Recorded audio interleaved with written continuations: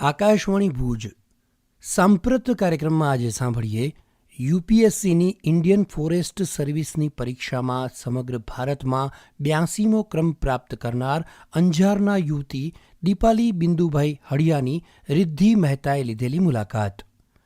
નમસ્કાર શ્રોતા મિત્રો, આકાશવાણી ભુજના સાંપ્રત કાર્યક્રમમાં આપ સૌનું દિલથી સ્વાગત છે.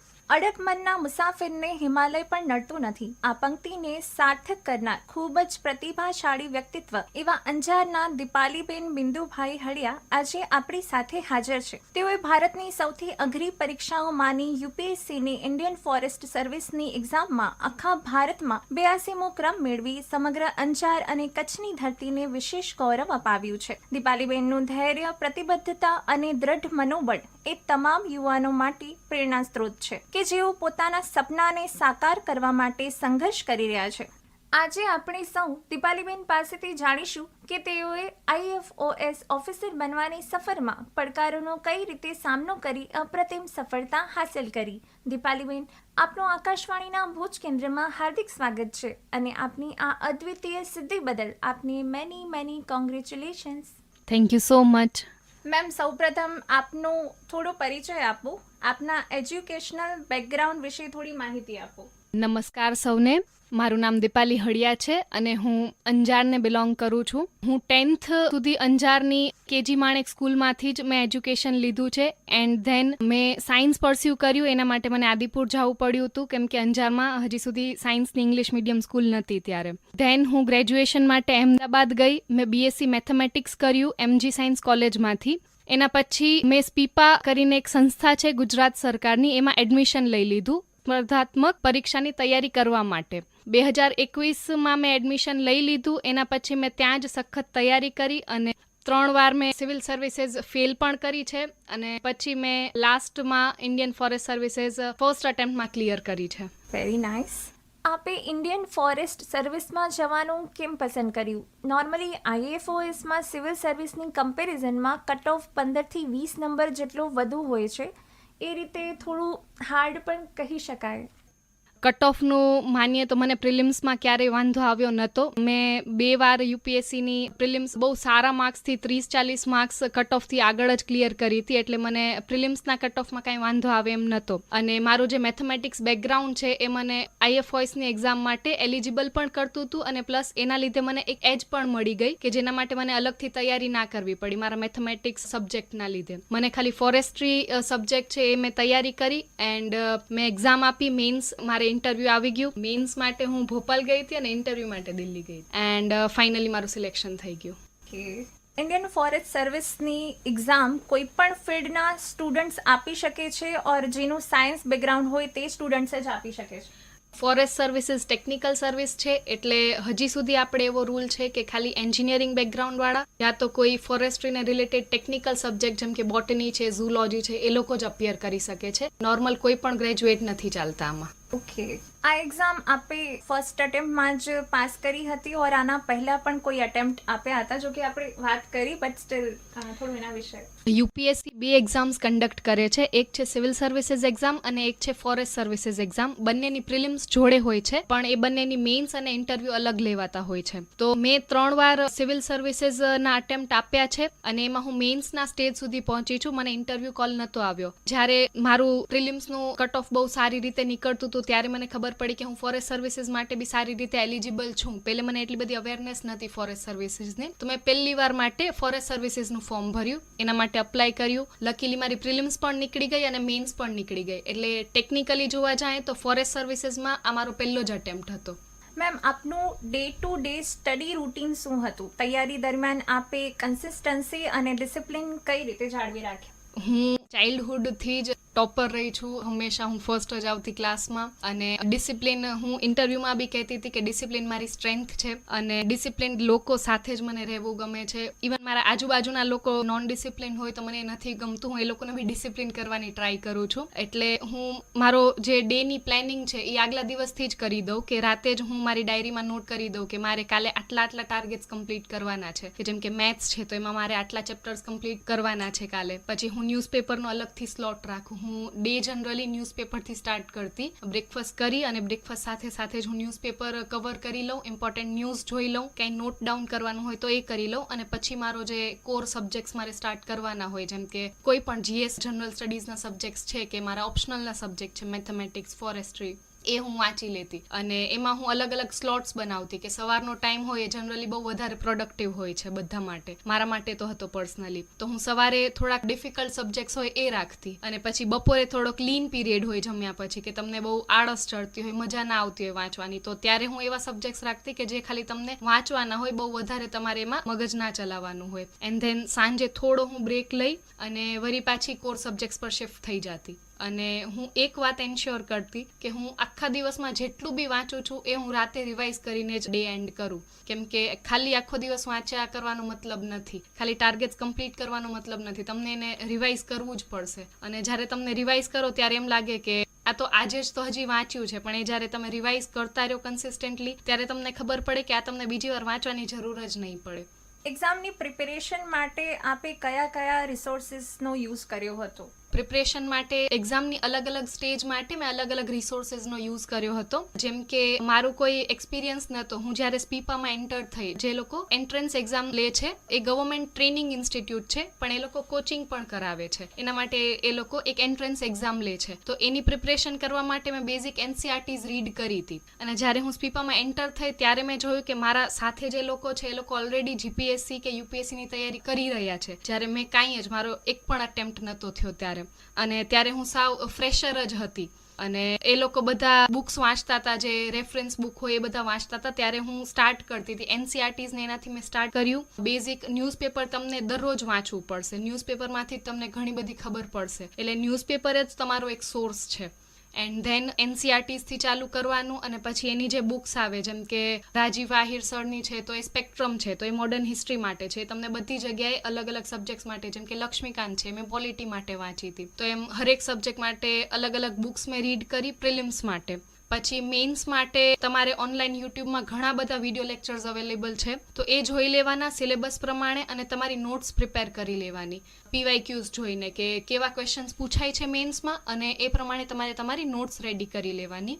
એન્ડ એને જ પછી રિવાઇઝ કરતા રહેવાનું. પછી જેમ કે ન્યૂઝપેપરમાં કાંઈ કરંટ તમારું મેઇન્સના સબ્જેક્ટના રિલેટેડ આવ્યું તો એમાં જ તમારે નોટ ડાઉન કરી લેવાનું. આપે સેલ્ફ સ્ટડી કર્યું હતું કે કોચિંગ લીધી હતી? આમ આપે વાત કરી કે સ્પીપા જોઈન કરેલું આપે, તો એના વિશે થોડું, કે સેલ્ફ સ્ટડી સ્ટુડન્ટ્સ માટે કેટલું યુઝફુલ છે, કે એનાથી થઈ શકે કે ના થઈ શકે? આપણે આજનો જે એરા જોઈએ કે અત્યારે આપણે કેવું કે એક ફોનના એક ક્લિક પર તમને બધું જ મળી રહે છે. પહેલે 2016 કે 2015 પહેલા પોસિબલ નહોતું. તમને દિલ્હી જઈને ત્યાંથી બુક્સ પરચેસ કરીને વાંચવું પડતું હતું, પણ હવે એવું નથી. એટલે હવે હું માનું છું કે સેલ્ફ સ્ટડી વધારે તમને અલગ પાડશે, કેમ કે આજના કોમ્પિટિટિવ એરામાં એવું છે કે ઇન્ફોર્મેશન બધા જ લોકો પાસે છે. બુક્સ તમે માંગો એ તમને મળી જશે, અને બહુ મિનિમલ કોસ્ટ પર તમને બધા જ રિસોર્સિસ મળી જશે. પણ તમને જો તમારી યુનિકનેસને બનાવી રાખવી હોય તો તમને સેલ્ફ સ્ટડી જ કરવી પડશે. તમે કોચિંગમાં જાશો તો તમને 500ની જેમ જ, એક બેચની જેમ જ ટ્રીટ કરવામાં આવશે, તમને કંઈ અલગ રીતે ટ્રીટ કરવામાં નહીં આવે. પણ જ્યારે તમે સેલ્ફ સ્ટડી કરશો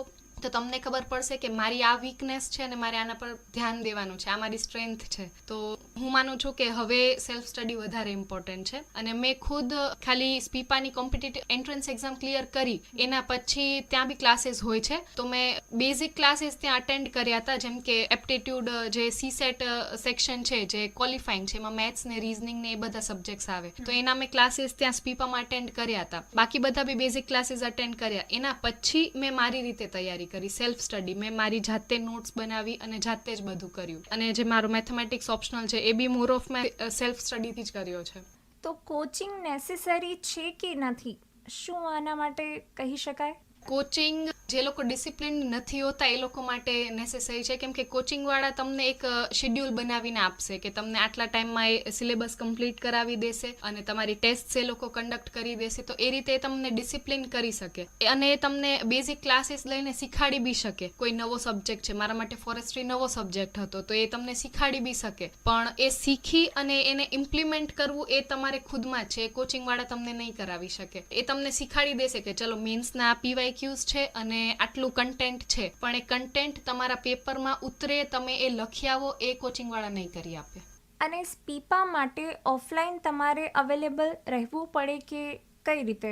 હા, ઓફલાઈન. સ્પીપામાં એવું છે કે એની દર વર્ષે એન્ટ્રન્સ એક્ઝામ કન્ડક્ટ થાય છે અને ઓલ ઓવર ગુજરાતથી સ્ટુડન્ટ્સ અપ્લાય કરે છે અને સ્પીપાના ઓલ ઓવર ગુજરાત ઘણી જગ્યાએ રિજનલ સેન્ટર્સ પણ છે. અમદાવાદમાં એક મેઇન સેન્ટર છે, એના સિવાય પણ 2 સેન્ટર્સ અમદાવાદમાં જ છે અને બાકી વડોદરા ને એવી બીજી અલગ જગ્યાએ એના રિજનલ સેન્ટર્સ પણ છે. તો ત્યાં પણ તમને એડમિશન મળી શકે અને ત્યાં પણ તમે તૈયારી કરી શકો. અને અમદાવાદનું જે મેઇન સેન્ટર છે ત્યાં મારું એડમિશન થયું હતું. તો ત્યાં કેમ કે એ ટ્રેનિંગ ઇન્સ્ટિટ્યૂટમાં જ સેન્ટર છે તો ત્યાં તમને એક્સપોઝર વધારે મળે કે આઈએએસ છે તો એ લોકો ટ્રેનિંગમાં સ્પીપામાં જ આવતા હોય છે તો ત્યાં તમને ફેસ ટુ ફેસ જોવા મળે કે આપણે અહીંયા જ પહોંચવાનું છે તો એક મોટિવેશન પણ મળે. એટલે સ્પીપા ઇવેન્ચ્યુઅલી બેનિફિશિયલ હા, સ્પીપાનું એવું છે કે એ છે ને તમને એક એન્વાયરમેન્ટ ક્રિએટ કરીને આપે છે. જેમ કે આજે હું આઈએફએસ જ્યારે બની છું તો એ મારા સિનિયર્સના લીધે જ છે. આપણે કચ્છમાં જોઈએ તો એટલું બધું કાંઈ કોમ્પિટિટિવ એક્ઝામનું આપણને એક્સપોઝર મળતું નથી કે ગાઈડન્સ પણ મળતું નથી. પણ જ્યારે હું સ્પીપામાં ગઈ ત્યારે મેં જોયું કે લોકો તૈયારી કરે છે તો એ લોકોએ મને ખુદના ફેલિયર્સમાંથી શીખવાડી, ખુદના સક્સેસમાંથી શીખવાડ્યું. ઇવન મને આજે આઈએફએસનું અટેમ્પ્ટ આપવા માટે, અપ્લાય કરવા માટે બી મારા સિનિયર્સે જ કીધું કે દીપાલી તું આટલી કેપેબલ છો, તારી પ્રિલિમ્સ આટલું સારું છે તો તારે આઈએફએસનો અટેમ્પ્ટ આપવો જોઈએ. તો એ જ મેટર કરે છે કે તમને એક પરફેક્ટ ગાઈડન્સ મળી જાય તો તમારું થઈ જાય ક્લિયર. બાકી એક્ઝામ એટલી બધી ટફ નથી, ગાઈડન્સ જ ઇમ્પોર્ટન્ટ છે. આઈએફઓએસની તૈયારી દરમિયાન આપે નોટ મેકિંગ કઈ રીતે કર્યું હતું અને આપ કોચિંગ મટીરિયલ વધુ પ્રિફર કરતા હતા કે જાતે બનાવેલા નોટ્સનો યુઝ કરતા હતા? એ સબ્જેક્ટ ઉપર ડિપેન્ડ કરે છે. જેમ કે મેથ્સનો સબ્જેક્ટ છે તો એ કોઈ કોચિંગ મટીરિયલવાળાએ તમને બનાવીને જ આપ્યો છે તો એ વધારે બેનિફિશિયલ રહેશે કે તમારે એમાંથી વાંચી લેવાનું અને જાતે પ્રેક્ટિસ કરી લેવાની. અને મને આઈએફએસમાં ટોપર્સની નોટ્સ વધારે કામ લાગી. જેમ કે મેથ્સ છે તો એમના માટે 2018ના જે રેન્ક 1 છે કનિષ્ક કટારિયા સર, એમની જ નોટ્સ મેં રિફર કરી હતી મેથેમેટિક્સ ઓપ્શનલ માટે. અને જેમ કે ફોરેસ્ટ્રી છે તો એ સબ્જેક્ટ માટે પણ મેં એક ટોપર છે, લાસ્ટ યરના ટોપર છે વિદ્યાંશુ શેખર ઝા કરીને. એમનો last year all India rank 5th આવ્યો હતો આઈએફએસની એક્ઝામમાં. તો એમણે બહુ જ વ્યવસ્થિત નોટ્સ બનાવી હતી અને મારી પાસે ટાઈમ કન્સ્ટ્રેન્ટ હતો તો મેં એમની જ નોટ્સ રિફર કરી લીધી અને લકીલી એમની નોટ્સ વાંચીને મારું આખું પેપર ક્લિયર થઈ ગયું. તો ઘણીવાર ટોપર્સની નોટ્સ આવી રીતે બી કામ આવે છે. આ અત્યારે વસ્તુ એવી થાય છે કે મેં જે મારી સિવિલ ટાઈમે નોટ્સ બનાવી હતી, નો ડાઉટ મારું ઇન્ટરવ્યૂ નહોતું આવ્યું પણ ઘણા સબ્જેક્ટ્સમાં મને માર્ક્સ બહુ સારા આવતા હતા અને મારી નોટ્સ બહુ જ વ્યવસ્થિત બનાવેલી હતી. તો આજે પણ સ્પીપામાં મારા જે જુનિયર્સ છે એ લોકો મારી નોટ્સ યુઝ કરે છે. ઇન્ડિયન ફોરેસ્ટ સર્વિસ અને સિવિલ સર્વિસીસના સિલેબસ, પેપર સ્ટ્રક્ચર અને માર્કિંગમાં શું ડિફરન્સીસ હોય છે? બંનેની પ્રિલિમ્સ તો સરખી જ હોય છે, ખાલી કટ ઓફનો ડિફરન્સ હોય છે બંનેમાં. અને મેઇન્સમાં બહુ જ વધારે ડિફરન્સ છે. મેઇન્સમાં એવું છે કે સિવિલ સર્વિસમાં તમને એક જ ઓપ્શનલનો સબ્જેક્ટ આવે છે, જ્યારે ફોરેસ્ટ સર્વિસીસમાં તમને 2 ઓપ્શનલના પેપર લખવાના હોય છે. સિવિલ સર્વિસીસમાં તમે ક્વોલિફાઈંગ પેપર્સ જે છે લેંગ્વેજના પેપર, એક ઇંગ્લિશ છે અને એક રિજનલ લેંગ્વેજ છે, એને ગણીને ચાલો તો ટોટલ 9 પેપર્સ તમને લખવાના હોય છે. 2 ક્વોલિફાઈંગ છે અને બાકીના જનરલ સ્ટડીઝના પેપર છે, GS 1, 2, 3, 4 અને ઓપ્શનલના 2 અને સાથે એક એસેનું પેપર. તો સિવિલ સર્વિસીસના ટોટલ 9 પેપર થાય છે, જ્યારે ફોરેસ્ટ સર્વિસીસમાં ખાલી 6 પેપર લખવાના હોય છે પણ એમાં તમને 2 ઓપ્શનલ આવી જાય છે. તમને 2 સબ્જેક્ટ્સ રેડી કરવાના હોય છે. મારા 2 સબ્જેક્ટ્સ હતા મેથેમેટિક્સ અને ફોરેસ્ટ્રી. એવી રીતે તમને કોમ્બિનેશનમાં 2 ઓપ્શનલ સિલેક્ટ કરવાના અને પ્લસ એક ઇંગ્લિશનું કમ્પલસરી પેપર હોય છે એન્ડ એક જનરલ સ્ટડીઝનું કોમન પેપર હોય છે. એમાં સિવિલ સર્વિસીસની જેમ અલગ અલગ પેપર નથી આવતા 4, એક જ પેપરમાં 5 થી 6 સબ્જેક્ટ્સ પૂછાય છે. જેમ કે હિસ્ટ્રી છે, પોલિટી છે, જિયોગ્રાફી છે, એક જ પેપરમાં પૂછાઈ જાય છે. આમાં ટોટલ 6 છે ને ત્યાં 9 પેપર છે. મેમ, આપે મેન્સની આન્સર રાઇટિંગ ક્યારથી શરૂ કરી હતી અને આપના મતે આન્સર રાઇટિંગ ક્યારથી શરૂ કરવી જોઈએ? મેં આન્સર રાઇટિંગ સ્ટાર્ટ કરી હતી 2022માં જ્યારે હું પ્રિલિમ્સ ફેલ થઈ હતી. એના પછી મેં મેઇન્સની પ્રિપરેશન સ્ટાર્ટ કરી, મારી નોટ મેકિંગ કરી અને ત્યારથી જ મેં ધીમે ધીમે મેઇન્સની આન્સર રાઇટિંગ સ્ટાર્ટ કરી દીધી હતી.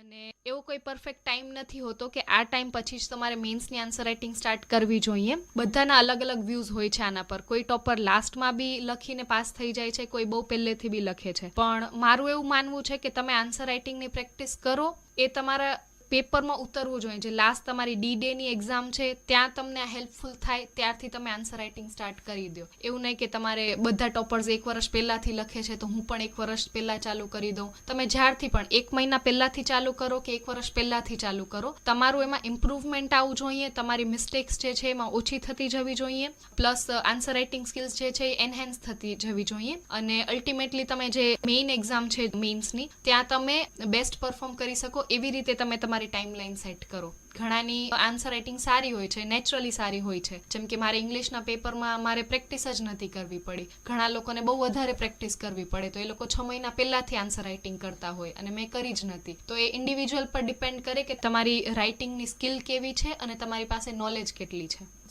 મેન્સમાં ઓપ્શનલ સબ્જેક્ટમાં આપે કયા સબ્જેક્ટ ચૂઝ કર્યા હતા અને એ સબ્જેક્ટ કયા રીઝનથી ડિસાઇડ કર્યા હતા? આઈ થિંક તમે થોડીક વાત કરી એના પર, બટ સ્ટીલ થોડું ડિટેલમાં. સિવિલ સર્વિસીસમાં તો મારો ઓપ્શનલ મેથેમેટિક્સ જ હતો અને ફોરેસ્ટ સર્વિસીસની એક્ઝામમાં 2 ઓપ્શનલ હતા. એમાંથી એક મેથેમેટિક્સ જ હતો અને એક ફોરેસ્ટ્રી હતો. મેથેમેટિક્સ ચૂઝ કરવાના રીઝન્સ હતા, ફર્સ્ટલી તો મારું ગ્રેજ્યુએશન એમાં હતું એટલે ઘણો ખરો સિલેબસ એમાં મારો કવર થઈ જતો હતો. જે ઓપ્શનલનો સિલેબસ છે UPSCનો એ મારા ગ્રેજ્યુએશનમાં સબ્જેક્ટ્સ હતા જ મને ટોપિક્સ, તો એ કવર થઈ ગયો. મારે નવેસરથી શીખવું ના પડ્યું. પ્લસ મને મેથ્સમાં ચાઇલ્ડહુડથી જ રસ વધારે હતો એટલે મારે કેવું આમ બર્ડન જેવું ફીલ ના થાય. હું જ્યારે ઓપ્શનલ વાંચતી હું ત્યારે મારે અલગથી ટાઈમ ના આપવો પડે. એમ મને એમ થાય કે આ મારો જ સબ્જેક્ટ છે, મને મજા જ આવે છે, તો હું ક્યારેય બોર ના થઈ જાઉં એ સબ્જેક્ટથી. અને બીજું એવું લોકો કહે છે કે મેથ્સ મહેનત બહુ માંગી લે છે પણ માર્ક્સ એ તમને એટલા જ આપે છે. મેથ્સ બહુ જ સ્કોરિંગ સબ્જેક્ટ છે. નો ડાઉટ લેન્ધી છે અને થોડોક ડિફિકલ્ટ પણ છે, પણ જો તમને ફાવતો હોય તો એ તમને બહુ વધારે સ્કોર આપશે. અને ફોરેસ્ટમાં તો એવું જ હતું કે મેથ્સ મારો સિવિલ સર્વિસીસના 2 કે 2.5 મહિના પછી જ ફોરેસ્ટની મેઇન્સ હોય છે, તો એના માટે મેથ્સ મારો કોમન સબ્જેક્ટ હતો એટલે મેં મેથ્સ એક ઓપ્શનલ એ જ રાખ્યો કે મારે તૈયારી ઓછી કરવી પડે અને પ્લસ યુઝ પણ થઈ જાય એમાં. અને ફોરેસ્ટ્રી બહુ જ ઇઝી સબ્જેક્ટ છે અને બહુ મજા આવે તમને ફોરેસ્ટ્રી વાંચવાની, એટલે મેં ફોરેસ્ટ્રી ચૂઝ કરી લીધો ત્યારે. અને બહુ નાનો અમથો સબ્જેક્ટ છે, બહુ જ જલ્દી એ કમ્પ્લીટ પણ થઈ જાય છે. મેમ, સ્ટુડન્ટ્સને ઓપ્શનલ સબ્જેક્ટ ચૂઝ કરવામાં પ્રોબ્લેમ થતી હોય છે, તો તે માટે આપની શું એડવાઇસ છે? ઓપ્શનલ સબ્જેક્ટ ઇન્ટરેસ્ટના બેઝ પર ચૂઝ કરવો જોઈએ કે પછી તેના સ્કોરિંગ ટ્રેન્ડને ધ્યાનમાં રાખીને પસંદ કરવો જોઈએ? પર્સનલી હું એમ કહીશ કે તમારો જે ઇન્ટરેસ્ટ છે એના પર તમે ઓપ્શનલ ચૂઝ કરો, કારણ કે આ જર્ની બહુ લાંબી છે. એવું નથી કે 2-3 મહિનામાં પૂરી થઈ જાય છે. તમારે આખું વર્ષ, 1.5 વર્ષની સાયકલ છે, તો તમારે આખું વર્ષ એ ઓપ્શનલને ચલાવવાનો છે. તો તમે બોર થઈ જશો વચ્ચે કે એક્ઝોસ્ટ થઈ જશો એ નહીં ચાલે. એટલે હું એવું કહીશ કે જે તમારા ઇન્ટરેસ્ટનો સબ્જેક્ટ છે એ રાખો. અને બીજું એ કે સ્કોરિંગ સબ્જેક્ટ છે એ જરૂરી નથી, કારણ કે દર વર્ષે UPSCના ટ્રેન્ડ બદલતા હોય છે. ક્યારેક આ સબ્જેક્ટને વધારે માર્ક્સ આવી જાય છે કે એવું લોકો માને છે કે આમાં સ્કેલિંગ વધારે થઈ ગઈ, ઓછી થઈ ગઈ, એટલે એવું માનીને ન ચલાય કે આને વધારે માર્ક્સ આવે છે તો આપણે આ સબ્જેક્ટ ચૂઝ કરવો જોઈએ, કારણ કે એ તો ક્યારેય પણ ટ્રેન્ડ બદલી પણ શકે છે. એ વર્ષે પેપર કેવું નીકળે છે, ટફ નીકળે છે, મોડરેટ નીકળે છે, એના પર વધારે ડિપેન્ડન્ટ છે. મેન્સના આન્સર્સમાં સ્કેચીસ, ડાયાગ્રામ્સ અને મેપ્સને આપે કઈ રીતે એડ કર્યા હતા જેથી આન્સર્સ વધુ ઇફેક્ટિવ લાગે?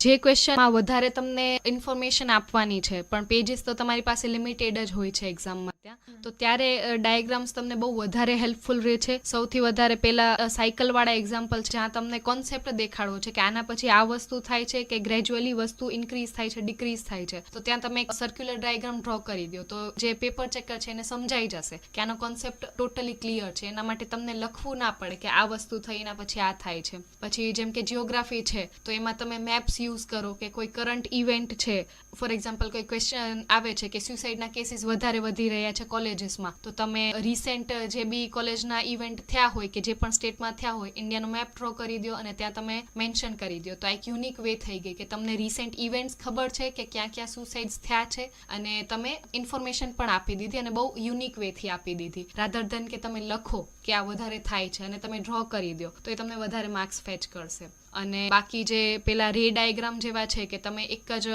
પોઈન્ટ લખો ને એને આજુબાજુ મલ્ટિપલ પોઈન્ટ્સ તમે લખી શકો. એક સિવિલ સર્વન્ટ છે તો એની ક્વોલિટી શું હોવી જોઈએ, તો રાધર ધન કે તમે લખો એના કરતાં વચ્ચે જ તમે એક સ્ક્વેર કે બોક્સ બનાવી દો અને એની બાજુ લખી દો કે લીડરશિપ, ઇન્ટેગ્રિટી, આ તે કોન્ફિડન્સ, બધું એવી રીતે જ થઈ જાય. 7 થી 8 પોઈન્ટ તમારા 2 કે 3 લાઈનમાં જ આવી જાય.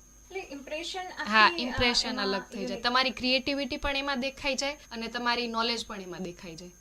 ઇન્ડિયન ફોરેસ્ટ સર્વિસના ઇન્ટરવ્યૂનો આપનો ઓવરઓલ એક્સપિરિયન્સ કેવો હતો? ઇન્ટરવ્યૂમાં આપને કયા પ્રકારના ક્વેશ્ચન્સ પૂછવામાં આવ્યા હતા?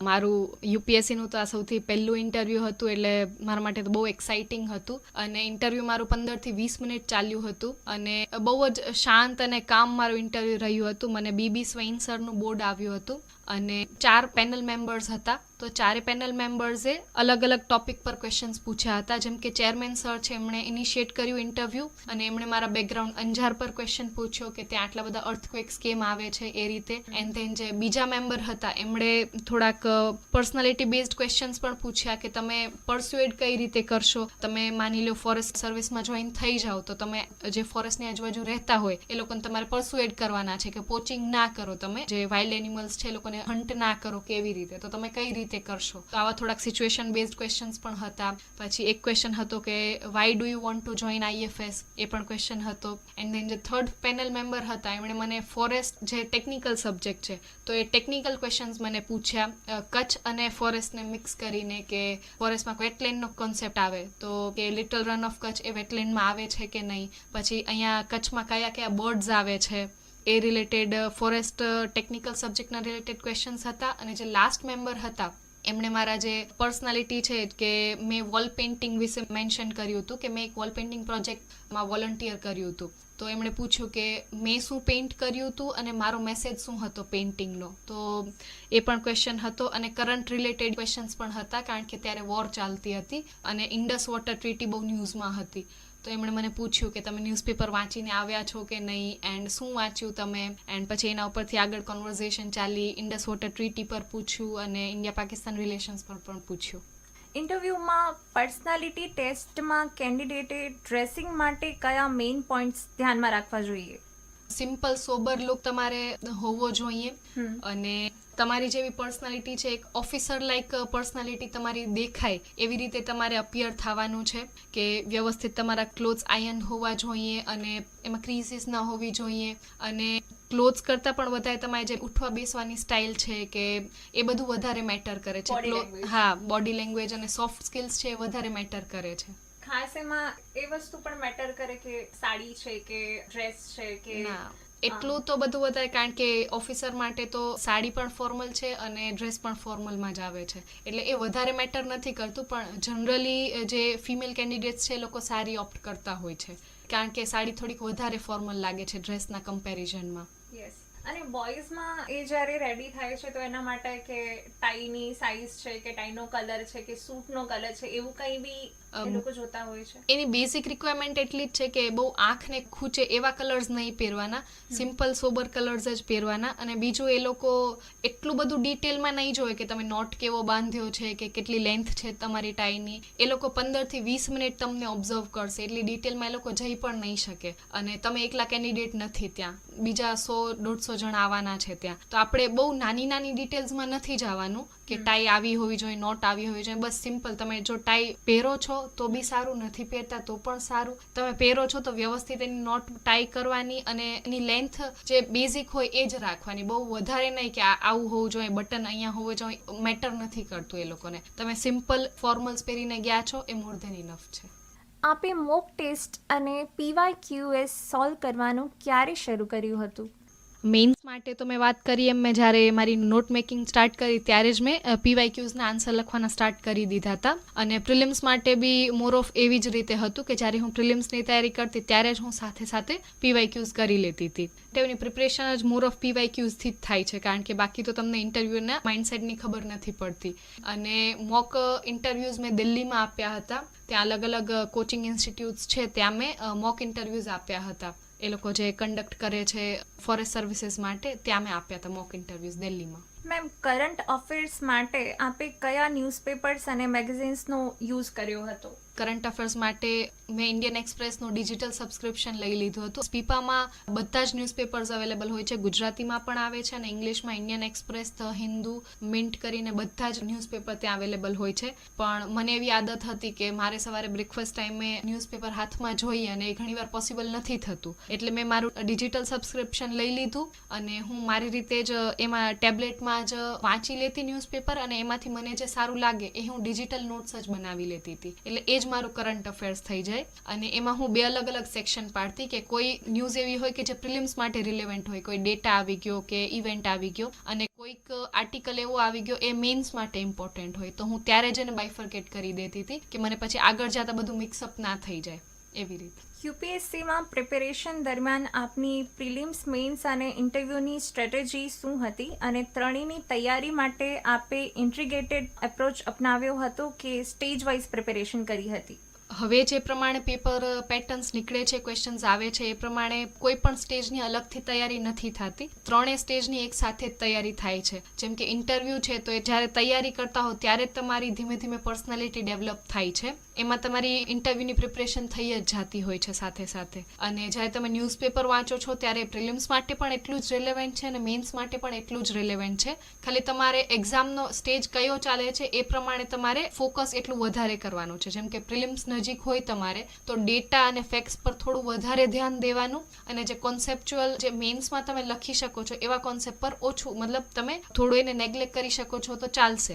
ધ્યાન તો રાખવાનું જ, કારણ કે ઘણીવાર કોન્સેપ્ચ્યુઅલ ક્વેશ્ચન્સ પણ આવી જતા હોય છે, પણ તમારે સ્ટેજ વાઇઝ એવી રીતે ફોકસ કરવાનું કે પ્રિલિમ્સ છે તો ડેટા અને ફેક્ટ્સ વધારે, અને મેઇન્સ છે તો કોન્સેપ્ટ પર વધારે, કે કોઈ સારો એક્ઝામ્પલ તમને મળી ગયો, કેસ સ્ટડી મળી ગઈ, તો એના પર વધારે ફોકસ કરવાનું. આપે કયા NCERT અને સ્ટાન્ડર્ડ બુક્સનો યુઝ કર્યો હતો? NCERTs મેં 6 to 12ની જેટલી પણ NCERTs હતી, જેમ કે હિસ્ટ્રી માટે છે તો મેં 6 to 12ની બધી જ NCERTs વાંચી હતી. જિયોગ્રાફી માટે પણ સેમ, અને પોલિટી માટે જરૂરી નથી તમે 6થથી સ્ટાર્ટ કરો, એમાં તમે હાયર લેવલ્સથી 9th કે 10th છે એની પણ તમે વાંચી શકો છો, કારણ કે બેઝિક ડેફિનેશન્સ છે એ જનરલી પ્રિલિમ્સમાં પૂછાઈ જતી હોય છે પોલિટી માટે, અને એ NCERTsમાંથી ઘણીવાર નીકળી જાય છે. એટલે NCERTs હું કહીશ કે જો તમે ફ્રેશર છો, બિગિનર છો પ્રિપરેશન માટે, તો NCERTs આર અ મસ્ટ. શરૂઆતમાં પ્રિલિમ્સ, મેઇન્સ અને ઇન્ટરવ્યૂમાં આપની એવી કઈ મિસ્ટેક્સ થઈ હતી જેના કારણે આપને સફળતા ન મળી, અને ત્યારબાદ આપે મિસ્ટેક્સને કઈ રીતે સુધારી? આમ તો IFSમાં તો આપનું ફર્સ્ટ ટાઈમ જ થઈ રહ્યું છે, બટ સ્ટીલ 2022માં મેં મારી ફર્સ્ટ પ્રિલિમ્સ આપી હતી, ફર્સ્ટ અટેમ્પ્ટ હતો એ મારો, અને ત્યારે હું બહુ ખરાબ સ્કોરથી ફેલ થઈ હતી. મારા 60 કે 62 માર્ક્સ જ આવ્યા હતા. ત્યારે મેં જોયું કે મેં ક્યાં ક્યાં મિસ્ટેક્સ કરી છે, તો એ મને ખબર પડી કે હું વાંચતી તો હતી ત્યારે, મેં પોલિટી, હિસ્ટ્રી બધું જ વાંચેલું હતું, પણ હું એને રિકોલ ના કરી શકી ટાઈમમાં. હું આખું વાંચું અને એ મને ત્યારે યાદ હોય એવું બનતું નહોતું. મને રિકોલિંગ કરવામાં ટાઈમ લાગતો હતો. તો મેં પછી 23માં એવું કર્યું કે હું જે પણ સબ્જેક્ટ વાંચું છું એ મને ઇન માય માઇન્ડ રિકોલ હું કરી શકું. કે તમે કોઈ પણ ટોપિક કયો, માની લો પોલિટી છે, એમાં પ્રેસિડેન્ટ કરીને ટોપિક આવે, એના રિલેટેડ બધું જ આપણા કોન્સ્ટિટ્યુશનમાં છે એટલું, તો એ જે પ્રેસિડેન્ટ ટોપિક છે તો એ આખા હું માઇન્ડમાં રિકોલ કરી શકું કે અચ્છા એમની ઓથ આ રીતે હોય છે, એમનું ઇલેક્શન છે આવી રીતે થાય છે, તો હું રિકોલ કરી શકું. એ મેં એવી રીતે વાંચ્યું કે હું વાંચી લઉં, પછી હું 5-10 મિનિટ વોક કરતે કરતે હું રિકોલ કરી લઉં કે અચ્છા આમાં આટલું આટલું હતું. તો મારે કેવું કે જ્યારે હું ક્વેશ્ચન વાંચું તો મારે ઓપ્શન કરતાં પહેલાં જ મને રિકોલ થઈ જાય કે આમાં તો આ આન્સર જ આવવો જોઈએ, અને પછી મને ઓપ્શનમાં તરત દેખાઈ જાય. તો એ રિકોલિંગની જે ટેકનિક છે એ મને પ્રીમાં બી એટલી જ કામ આવી અને મેઇન્સમાં પણ એટલી જ કામ આવી, કે મારે યાદ કરવા ના બેસવું પડે કે આમાં શું આવશે. હું જેવો વર્ડ જોઉં કે મને તરત જ યાદ આવી જાય. IFOSની એક્ઝામની પ્રિપેરેશનના ટાઈમ પીરિયડ દરમિયાન આપને કયો ટોપિક ઓર સબ્જેક્ટ સૌથી વધુ હાર્ડ લાગ્યો, અને આપે એને કઈ રીતે હેન્ડલ કર્યો? મારા માટે મેથેમેટિક્સ સૌથી હાર્ડ હતો, અને મારી 2 જે સિવિલ સર્વિસીસની મેઇન્સ હતી એમાં મને મેથેમેટિક્સ જ હર્ડલ રહ્યો છે, કારણ કે સબ્જેક્ટ બહુ લેન્થી હતો. અને મારી એમાં મિસ્ટેક્સ એ હતી કે મેં સિલેબસ કમ્પ્લીશન ઉપર વધારે ફોકસ કર્યો અને પ્રેક્ટિસ પર ફોકસ ના કર્યો. એટલે જે પણ મેથ્સ ઓપ્શનલ લેતા હોય એ લોકો માટે એક જ વસ્તુ કહીશ કે પ્રેક્ટિસ પર વધારે ફોકસ કરવાનો રાધર ધન કે સિલેબસ કમ્પ્લીશન, કારણ કે મેથ્સ એવો સબ્જેક્ટ છે કે ત્યાં તમને એક્ઝામમાં આવડતો હશે કોન્સેપ્ટ, પણ તમારી પેન જ નહીં ચાલે, તમને સ્ટેપ ખબર જ નથી કે આમાં શું લખવાનું. એટલે મને મેથ્સ પર્સનલી બહુ વધારે ડિફિકલ્ટ લાગતો હતો, અને એમાં થોડાક એન્જિનિયરિંગના ટોપિક્સ પણ હતા, અને મારું BScનું બેકગ્રાઉન્ડ હતું એટલે મને એ સબ્જેક્ટ્સ આવડતા નહોતા. એમાં ઘણા ફ્લુઇડ ડાયનામિક્સ ને એવા એન્જિનિયરિંગના સબ્જેક્ટ્સ હતા, તો એ મારે જાતે યુટ્યુબમાંથી વિડીયોઝ જોઈ અને સ્પીપાની લાઇબ્રેરીમાંથી બુક્સ બોરો કરીને એમાંથી મેં કોન્સેપ્ટ શીખ્યા હતા. તો એમાં મને થોડીક વધારે વાર લાગી ગઈ અને મારો ટાઈમ થોડોક વધારે એમાં જતો રહ્યો. મેમ, IFOS ઓફિસર બનવાની આખી જર્નીમાં આપના માટે સૌથી મોટો ચેલેન્જ કયો હતો? તેને આપે કઈ રીતે ટેકલ કર્યો? ચેલેન્જ તો પર્સનલી મને લાગ્યો નથી, કારણ કે હું જ્યારે સ્પીપામાં એન્ટર થઈ ત્યારે જ મેં નક્કી કર્યું હતું કે આપણો એક જ ગોલ છે, યુપીએસસી ક્લિયર કરવાની છે. તો મને પર્સનલી કોઈ ચેલેન્જ ના લાગ્યા. જે પણ હતું એ મારા માટે નવો એક્સપિરિયન્સ જ હતો કે પ્રિલિમ્સ ફેલ થઈ છું, વાંધો નહીં, એ મારા માટે નવો એક્સપિરિયન્સ છે. એવું નથી કે આ મારા માટે ચેલેન્જ બની ગયો છે. તો હું એને એઝ અ ચેલેન્જ ના ટ્રીટ કરતી. અને પછી ધીમે ધીમે મારો માઇન્ડસેટ એવો બની ગયો હતો કે એવું તો હવે શું પૂછશે કે મને નહીં આવડે. હું એવી રીતે પછી પ્રિપરેશન, કહેવાય ને કિલ ઇટ એટીટ્યુડ, કે જે બી આવશે હું લડી જ લઈશ. એને શાયદ સ્કેન્ડિનેવિયન મેન્ટાલિટી કહેવાય છે, કે જે ઓલિમ્પિક્સમાં જે સ્કેન્ડિનેવિયન પ્લેયર્સ યુઝ કરતા હોય છે, કે એ લોકો એને એઝ અ ગેમ ટ્રીટ કરે છે, નહીં કે એને એઝ અ મેચ ટ્રીટ કરે છે. એ લોકો એમ જોશે કે એવો તો કયો શોટ આવશે કે હું નહીં અટેમ્પ્ટ કરી શકું. પ્રેશર નહીં, કે હું એને ચેલેન્જ એમ કે એવું તો શું આવશે કે મતલબ હું નહીં અટેમ્પ્ટ કરી શકું, હું આટલી તૈયારી કરું છું, હું આટલું વાંચું છું, હું એવી રીતે તૈયારી કરું કે કોઈ પણ ક્વેશ્ચન આવે હું ટેકલ કરી જ લઈશ. તો મેં પર્સનલી કોઈ દિવસ વસ્તુને એવી રીતે હર્ડલ તરીકે નથી જોયું, હંમેશા એને એક લર્નિંગ એક્સપિરિયન્સ તરીકે જ જોયું છે. એટલે જ અત્યારે મને એમ થાય છે કે મને એવી રીતે કોઈ ચેલેન્જ નથી આવ્યું, મેં બધાને એક લર્નિંગ તરીકે જ જોયું છે. ફોરેસ્ટ્રી છે, નવો સબ્જેક્ટ વાંચવાનો છે, તો એ ચેલેન્જ નથી મારા માટે, એ લર્નિંગ એક્સપિરિયન્સ છે. અને ઇવન ઇન્ટરવ્યૂ પણ મારા માટે નવું જ હતું. ફોરેસ્ટમાં સ્પીપામાંથી હું શાયદ એકલી હતી જેનું ફોરેસ્ટનું ઇન્ટરવ્યૂ આવ્યું હતું. તો ત્યારે પણ મેં એને એઝ અ ચેલેન્જ ના જોયું ને મેં જોયું કે હું એકલી મારી રીતે કેટલું કરી શકું છું. તો મેં દરેક સ્ટેજમાં એ જ બિલીફ રાખ્યો કે હું લડી લઈશ જે બી થશે. હા, નહીં એ જરૂરી છે. Mindset matters. એના લીધે તમારું ટેન્શન શિફ્ટ થઈ જાય છે. યુપીએસસીની સફરમાં આપના મતે સોશિયલ મીડિયા કેટલું બેનિફિશિયલ છે? તેના કારણે રિઝલ્ટ્સમાં નેગેટિવ ઇમ્પેક્ટ પણ ફેસ કરવા પડે છે? સોશિયલ મીડિયા એ પણ તમારા માટે ઇન્ફોર્મેશનનો મીડિયમ જ છે, જેટલી બુક્સ છે એ જ તમારા માટે મીડિયમ છે. સોશિયલ મીડિયા હાર્મફુલ નથી, પણ તમે કેટલું ખુદને કંટ્રોલ કરી શકો છો એ વધારે મેટર કરે છે. સોશિયલ મીડિયામાં પણ જેમ કે ઇન્સ્ટાગ્રામ છે કે યુટ્યુબ છે, એમાં પણ ઘણા બધા પેજીસ આવે છે કે જ્યાં ક્વિઝ લેવાતી હોય છે, કે રિસેન્ટ ઇવેન્ટ્સ આવી જાય છે, ઘણા એનિમેટેડ વિડીયોઝ આવે છે યુટ્યુબમાં.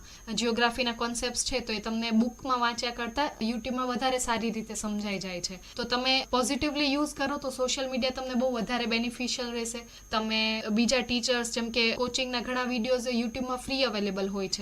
મેં મેથ્સનો ઘણો બધો સિલેબસ યુટ્યુબના ફ્રી રિસોર્સિસમાંથી કવર કર્યો છે. તો એવી રીતે સોશિયલ મીડિયા બહુ વધારે બેનિફિશિયલ છે. પ્લસ તમે કોઈ ઓફિસર છે એમની જોડે ઓનલાઈન સોશિયલ મીડિયાથી કનેક્ટ પણ થઈ શકો છો. એ તમારા ઘણા ટોપર્સ છે જે લોકો ખુદ ટેલિગ્રામની ચેનલ ચલાવે છે અને એ લોકો એમાં પોસ્ટ કરે છે કે પ્રિલિમ્સની આ સ્ટ્રેટેજી રાખો, એ ખુદની નોટ્સ પણ શેર કરે છે. તો આ રીતે સોશિયલ મીડિયા તમને બેનિફિશિયલ પણ રહે છે. એટલે નેગેટિવ તમે જોવો કે એમાં તમે રીલ્સ જોવો છો, શોર્ટ્સ જોવો છો, તો એ તમારું પર્સનલ પેલું છે કે મારે જોવું છે એમ. જો તમે ખુદને કંટ્રોલ કરો કે ના મારે રીલ્સ ને શોર્ટ્સ નથી જ જોવા, યા તો એમ કે હું આટલા 10 કે 15 મિનિટ્સ જ જોઈશ, તો એ પછી બેનિફિશિયલ પણ તમને રહે છે કે તમે રિલેક્સ થઈ જાઓ છો એમાં. સેલ્ફ કંટ્રોલ વધારે ઇમ્પોર્ટન્ટ છે. સેલ્ફ સ્ટડી કરી રહેલ યુપીએસસી એસ્પિરન્ટ્સ માટે બેસ્ટ ઇન્સ્ટિટ્યૂટ્સ, વેબસાઇટ્સ અને એપ્સ કયા છે? એવું કોઈ ઇન્સ્ટિટ્યૂટ નથી કે તમને બધું જ એક જગ્યાએ મળી જશે, કે એપ પણ એવું નથી. અને મેં પર્સનલી એવું કાંઈ યુઝ પણ નહોતું કર્યું. મને ડિજિટલ મીડિયા અને ફોન એ બધું થોડુંક ઓછું જ પસંદ હતું. હું હાર્ડ કોપીવાળી માણસ છું, મને લખીને જ સમજાતું. તો એવું છે કે જે પણ વસ્તુ હોય, તમે જેમ કે ન્યૂઝપેપર છે તો તમે એને એક જ ન્યૂઝપેપરને સ્ટિક કર્યો અને એમાંથી જ તમે બધું, જેમ કે જાતે જ સેલ્ફ સ્ટડી કરતી ન્યૂઝપેપરને. એના માટે હું કોઈ યુટ્યુબમાં પણ વિડીયોઝ આવે છે કે જે દરરોજનું ન્યૂઝપેપર તમને સમજાવે કે આજે શું ઇવેન્ટ થયા. તો હું એ ના કરતી, હું મારી રીતે શીખતી. પહેલે મને ન્યૂઝપેપર કમ્પ્લીટ કરવામાં 1.5-2 કલાક લાગી જતા. એક દિવસનું ન્યૂઝપેપર હોય, સવારે 1.5-2 કલાક ન્યૂઝપેપર જ વાંચવામાં થઈ જાય. પણ ધીમે ધીમે મેં ઇમ્પ્રૂવ કર્યું કે અચ્છા આમાંથી આ ઇન્ફોર્મેશન લેવાની છે, આ નથી લેવાની, અને ટાઈમ રિડ્યુસ થઈ ગયો. તો સેલ્ફ સ્ટડી એવું જ છે કે તમે કોઈ બીજા પર ડિપેન્ડન્ટ રહ્યો એના કરતાં તમે ખુદ જ ખુદના ફ્રેન્ડ કે સાથી બની જાઓ અને તમે ખુદ જ ખુદની વીકનેસ જુઓ કે અચ્છા આ સબ્જેક્ટ મને બહુ હેરાન કરે છે, તો એ શું કામ હેરાન કરે છે. તમે એની પાછળ રીઝન જુઓ કે તમને કોન્સેપ્ટ નથી આવડતો, કે તમને એનું મોટિવેશન નથી આવડતું, કે એના રિસોર્સિસ અવેલેબલ નથી. તમે જ્યારે એના કોર રીઝનમાં જાશો ત્યારે તમને ખબર પડી જશે કે આપણે છે ને સીક કરતા હોય કે મને કોઈ સ્પૂન ફીડિંગ કરી દે, મને કોઈ એમ કે તું આ બુક્સ વાંચી લે તું પાસ થઈ જઈશ, પણ એવું ક્યાંય પણ નથી થતું. એટલે જ સેલ્ફ સ્ટડી બધાને અઘરી લાગે છે કે કોઈ તમને રિસોર્સિસ આપતું નથી, તમારે જાતે શોધવું પડે છે. પણ આજે પર્સનલી જ્યારે મેં સેલ્ફ સ્ટડી કરીને આ બધું ક્લિયર કર્યું ત્યારે એમ લાગે છે કે મારો ખુદ જ એક પાથ ક્રિએટ કર્યો છે અને બહુ બ્યુટીફુલ પાથ હતો કે મને આજે બી યાદ આવે છે કે હું આટલી હેરાન થતી, આમ મહેનત કરતી, પણ ક્યાંક ને ક્યાંક એણે મને ટ્રેન કરી છે મેન્ટલી કે કોઈ પણ સિચ્યુએશન આવશે આપણે લડી લેવાનું છે. 100%. મેમ, આ એક્ઝામ માટે આપે કઈ બુક્સનો યુઝ કર્યો હતો? આપે બુક લિસ્ટ શેર કરી શકશો? આમ તો આપે વાત કરી, હા. અમુક બુક્સ તો વાત કરી, બટ સ્ટીલ થોડું. સબ્જેક્ટ વાઇઝ જો હું વાત કરું તો NCERTs છે એ હિસ્ટ્રી, પોલિટી અને જિયોગ્રાફી માટે બેઝિક સોર્સ છે. અને હિસ્ટ્રી માટે જે મેં વાત કરી એમ સ્પેક્ટ્રમ છે રાજીવ આહિર સરની, એ મોડર્ન હિસ્ટ્રી માટે હતી. અને લુસેન્ટ પબ્લિકેશનની એક બુક આવે છે જનરલ નોલેજની, એનો મેં હિસ્ટ્રીનો પોર્શન રિફર કર્યો હતો એન્શિયન્ટ અને મિડેવલ હિસ્ટ્રી માટે, અને એ પ્રિલિમ્સમાં મને બહુ જ વધારે કામ લાગ્યો હતો. ધેન પોલિટી માટે મેં લક્ષ્મીકાંત એડિશનની જે બુક આવે છે એ રિફર કરી હતી. એન્ડ જિયોગ્રાફી માટે મેં 11th અને 12thની NCERTs પર જ રિલાય કર્યું હતું, એના માટે મેં કોઈ બીજી બુક રીડ કરી નથી.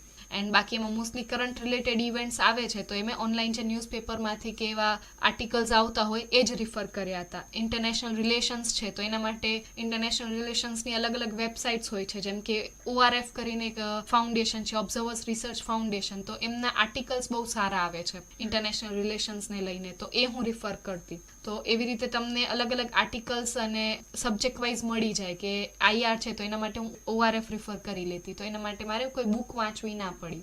અને એથિક્સ છે એ મેં મોસ્ટલી જાતે જ 2 કે 3 અલગ અલગ કોચિંગ ઇન્સ્ટિટ્યૂટના વિડીયોઝ જોઈ, નોટ્સ જોઈ અને મેં મારી પર્સનલ નોટ્સ જ બનાવી દીધી હતી. સેમ ફોર મેન્સના બધા જ જેટલા સબ્જેક્ટ છે, સોસાયટી છે કે ગવર્નન્સ છે, બધામાં મેં એવું જ કર્યું હતું કે 2-3 અલગ અલગ કોચિંગ ઇન્સ્ટિટ્યૂટના વિડીયોઝ જોવાના, જે યુટ્યુબ પર કે ટેલિગ્રામ પર તમને મળી જાય છે, અને નોટ્સ જોવાની, અને એમાંથી મેં ખુદની પર્સનલ નોટ્સ બનાવી લીધી હતી. IFOS ઓફિસર્સને સિલેક્શન પછી ટ્રેનિંગ માટે ક્યાં જવાનું હોય છે, અને ટ્રેનિંગ કેટલા ટાઈમ પીરિયડ માટે હોય છે? સૌથી પહેલે તો જે બધા જ UPSC એસ્પાયરન્ટ્સનું ડ્રીમ હોય છે, લબાસના જવા મળે છે ફાઉન્ડેશન કોર્સ માટે. 3 મહિના લબાસનામાં ફાઉન્ડેશન કોર્સ થાય છે. એન્ડ ધેન તમે તમારી પેરેન્ટ એકેડમી જે ફોરેસ્ટ સર્વિસ માટે એકેડમી છે, Indira Gandhi national forest academy દહેરાદૂનમાં છે, ત્યાં તમારી પ્રોફેશનલ ટ્રેનિંગ થાય છે. અને foundation plus professional training almost 23 મંથ્સની થાય છે ટોટલ, એટલે અંદાજે 2 વર્ષ જેટલી તમારી ટ્રેનિંગ ચાલે છે. ટ્રેનિંગ પૂરી થઈ ગયા બાદ તેઓને ફર્સ્ટ પોઝિશન કઈ મળે છે?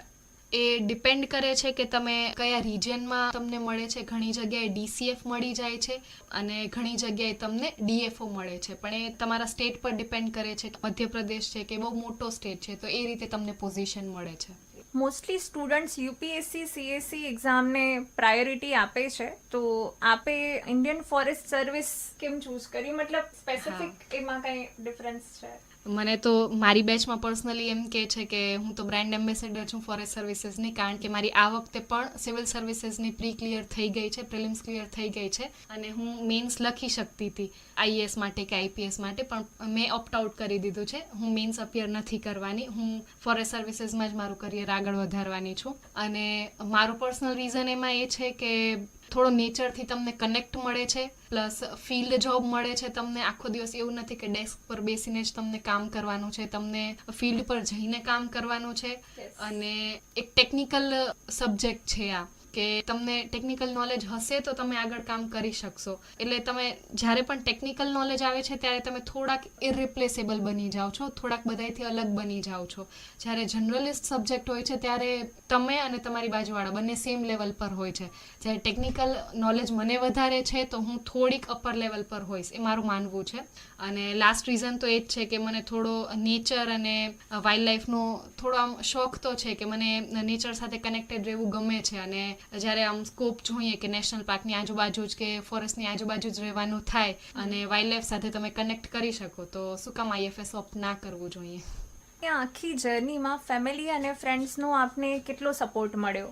મારી આ પ્રિપરેશનની 3 વર્ષની જર્ની તમે જોવા જાઓ તો એમાં મોટે ભાગે ફેમિલીનો જ સપોર્ટ રહ્યો છે, અને પ્લસ જે મારા સ્પીપામાં જે સિનિયર્સ છે અને મારા જે બેચમેટ્સ છે એમનો સપોર્ટ રહ્યો છે. બસ આ 2 જ પિલર્સ છે, અને થર્ડ હું. તો આ 3 પિલર્સ પર જ મેં મારી ફોરેસ્ટની એક્ઝામ છે ક્લિયર કરી છે.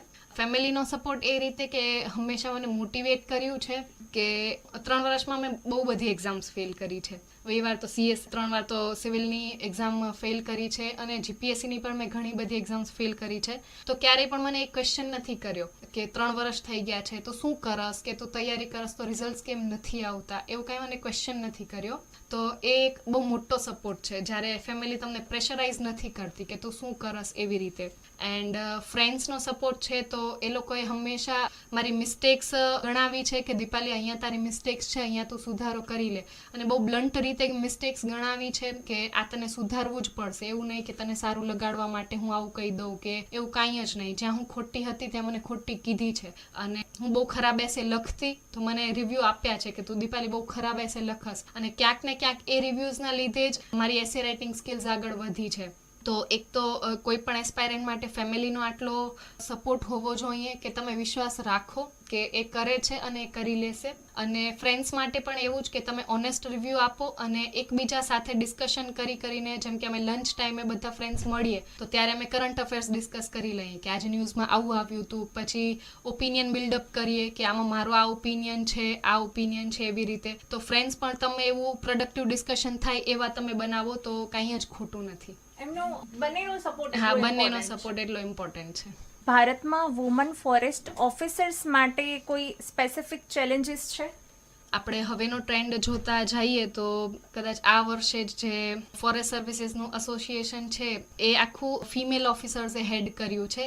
તો એ પણ એક મોટી અચીવમેન્ટ છે કે હવે આખી ફિમેલ ફોર્સ જ લીડ કરશે આખા એસોસિએશન, આખી સર્વિસને. અને ધીમે ધીમે તમે જોવા જાઓ તો ફોરેસ્ટ સર્વિસીસમાં ફિમેલ ઓફિસર્સ વધે છે, અને પહેલે લોકોને એવું લાગતું કે ફોરેસ્ટમાં ફિમેલને જેન્ડરના લીધે ચેલેન્જીસ મળે, કે ત્યાં એટલી બધી કદાચ ફેસિલિટીઝ એમને ના મળે, કે ઇનસિક્યોરિટી રહે તમને મેલ ઓફિસર સાથે કામ કરવામાં. પણ હવે જેમ જેમ આગળ ટાઈમ જાય છે એમ ઘણી બધી ફિમેલ્સ પણ જોઈન થાય છે, અને હું માનું છું કે ફિમેલનો આમાં એક અલગ રોલ છે ફોરેસ્ટ સર્વિસીસમાં. મને એક ACF મેમે બહુ સારું, મારા ઇન્ટરવ્યૂ ટાઈમે હું ગાઈડન્સ લેવા ગઈ હતી, તેમણે બહુ સારું કીધું હતું કે એક ફિમેલ હોય તો એને એક ચાઇલ્ડને રેઝ કરતા આવડે છે, કારણ કે ફિમેલ ચાઇલ્ડ બિયરિંગ હોય તો એ ચાઇલ્ડને રેઝ કરે છે. તો ઇન ધ સેમ વે એક ફિમેલ ઓફિસર એક ટ્રીને પણ રેઝ કરે છે. તો અહીંયા તમને એક પર્સનલ કનેક્ટ મળે છે જે મેલ ઓફિસર્સને એટલો બધો કનેક્ટ મળતો નથી, અને ક્યાંક ને ક્યાંક ફિમેલને આ એજ મળે છે. જેમ કે બીજા આજુબાજુના વુમન લોકલ પબ્લિક છે એ લોકોને પરસ્યુએડ કરવામાં ફિમેલ ઓફિસર્સ વધારે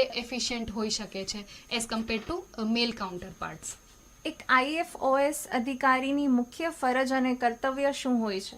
એમની બેઝિક ડ્યુટીઝ એ જ છે કે એમને જે ડિવિઝન મળ્યું છે, જે ડેઝિગ્નેશન, જેમ કે એમને પાર્કના ડાયરેક્ટર તરીકે અપોઇન્ટમેન્ટ મળી છે તો એમને પાર્ક આખો હેન્ડલ કરવાનો છે. ત્યાં જેટલા બી સ્ટેક હોલ્ડર્સ છે, કે વાઇલ્ડ લાઈફ છે ત્યાંની, કે જેટલા બી પ્લાન્ટ્સ કે ટ્રીઝ કે ત્યાં છે, બધું તેમના અંડરમાં આવશે અને એમને નુકસાન કાંઈ નથી થતું એ બધું જોવાનું છે. પ્લસ જેમ કે નેશનલ પાર્કમાં હોય તો જેટલા બી વિઝિટર્સ આવે છે એમને શું ફેસિલિટીઝ મળવી જોઈએ, પાર્કમાં વધારે પબ્લિક કઈ રીતે આવે અને એ લોકોને અવેરનેસ કઈ રીતે જનરેટ થાય, એ પણ IFS ઓફિસરના અંડરમાં જ આવે છે. પ્લસ ઘણા બધા અલગ અલગ ડિવિઝન્સ હોય છે. સોશિયલ ફોરેસ્ટ્રીના ડિવિઝન પણ હોય છે, જેમ કે રોડ્સ પર જે ટ્રીઝ લગાવવામાં આવતા હોય છે તો એ પણ ફોરેસ્ટ ડિપાર્ટમેન્ટની અંડરમાં આવે છે. એન્ડ એગ્રો ફોરેસ્ટ્રીમાં પણ અવેરનેસ પ્રોગ્રામ્સ ચલાવવાના હોય છે તો એ પણ IFS ઓફિસર ડિસાઇડ કરી શકે છે કે આપણે આવી રીતે કેમ્પેન્સ ચલાવી શકીએ. આપણે સાંભળ્યું હોય તો હર મેડ પર પેડ, એ આપણે ગવર્મેન્ટ ઓફ ઇન્ડિયા એવું એક કેમ્પેઇન ચલાવ્યું હતું, તો એમાં પણ IFS ઓફિસર સાથ આપી શકે છે. જે ફાર્મર્સ છે એ લોકોને ગાઈડ કરી શકે છે ફોરેસ્ટ ડિપાર્ટમેન્ટ. તો મોસ્ટ ઓફ ફોરેસ્ટને રિલેટેડ જેટલું પણ અર્બન ફોરેસ્ટ છે, સોશિયલ ફોરેસ્ટ છે, બધું જ કામ IFSના અંડરમાં જ આવશે.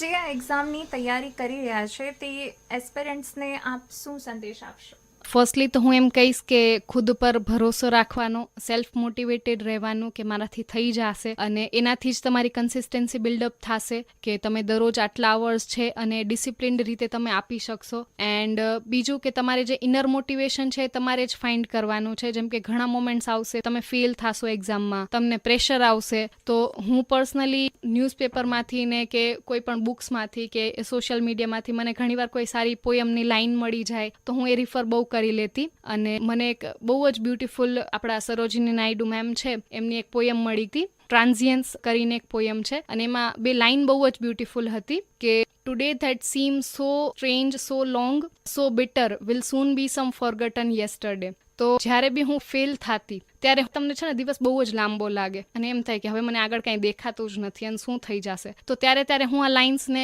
રિપીટ કરતી અને મારી ડાયરીમાં હું લખી નાખતી. અને એવી ઘણી બધી, જેમ કે ફિયર છે, તમને કાલે એક્ઝામ છે મારી, તો તમને બહુ જ બીક લાગતી હોય શું થશે, તો રબિન્દ્રનાથ ટાગોરની where the mind is without fear છે, તો એ પોયમ છે, તો એ હું રિસાઇટ કરી લેતી. અને એક્ઝામ હોલમાં બેઠા હું પોયમ રિસાઇટ કરી લેતી, કે કોઈ પણ કોટ છે એ હું રિસાઇટ કરી લેતી. તો આ મારો પર્સનલ વે હતો કે હું ફિયરને કઈ રીતે ટેકલ કરું છું, કે ફેલિયરને કઈ રીતે ટેકલ કરું છું. તો હરેક એસ્પાયરન્ટે ખુદનું આવું એક મેકેનિઝમ સેટઅપ કરવું જોઈએ, કારણ કે આ જર્નીમાં ફેલિયર્સ પણ આવશે, તમને ડર પણ લાગશે, પ્રેશર પર તમારે હેન્ડલ કરતા શીખવાનું છે. ઘણા લોકો હોબીઝથી પ્રેશર હેન્ડલ કરતા હોય છે, ડાન્સ છે, સ્પોર્ટ્સ છે, મ્યુઝિકલ ઇન્સ્ટ્રુમેન્ટ છે. તો તમે જે પણ રીતે હેન્ડલ કરો એ પ્રેશર હેન્ડલ કરતા શીખી જાઓ, ફેલિયર હેન્ડલ કરતા શીખી જાઓ. દીપાલીબેન, આજે આપને સાંભળવાનો મોકો મળ્યો એ ખરેખર આનંદ અને ગૌરવની વાત છે. આપની કહાની માત્ર એક વ્યક્તિગત સિદ્ધિ નથી, પરંતુ અનેક યુવાનો માટે દિશાનિર્દેશ અને પ્રેરણા છે. યુપીએસસી જેવી કઠિન પરીક્ષા પાસ કરી ઇન્ડિયન ફોરેસ્ટ સર્વિસમાં સ્થાન મેળવવું એ અનહદ પરિશ્રમ, ધીરજ અને દ્રઢ નિશ્ચયનું જીવંત ઉદાહરણ છે. આપના શબ્દો શ્રોતાઓના મનમાં આશા અને ઉત્સાહનો દીવો પ્રગટાવશે એમાં કોઈ શંકા નથી. સમગ્ર આકાશવાણી પરિવાર તરફથી આપને હૃદયપૂર્વક અભિનંદન અને શુભેચ્છાઓ કે આપ આગળના જીવનમાં વધુ મોટી સફળતાઓ હાંસલ કરો અને રાષ્ટ્ર સેવામાં એક ઉજ્જવળ ભૂમિકા ભજવો. આજે આપે અમને આપનો કિંમતી સમય આપ્યો તે બદલ thank you very very much. Thank you. હમણાં જ આપ સાંપ્રત કાર્યક્રમ અંતર્ગત સાંભળી રહ્યા હતા યુપીએસસીની ઇન્ડિયન ફોરેસ્ટ સર્વિસની પરીક્ષામાં સમગ્ર ભારતમાં 82મો ક્રમ પ્રાપ્ત કરનાર અંજારના યુવતી દીપાલી બિંદુભાઈ હડિયાની રિદ્ધિ મહેતાએ લીધેલી મુલાકાત. પ્રસારણ આકાશવાણીના ભુજ કેન્દ્ર પરથી કરવામાં આવ્યું.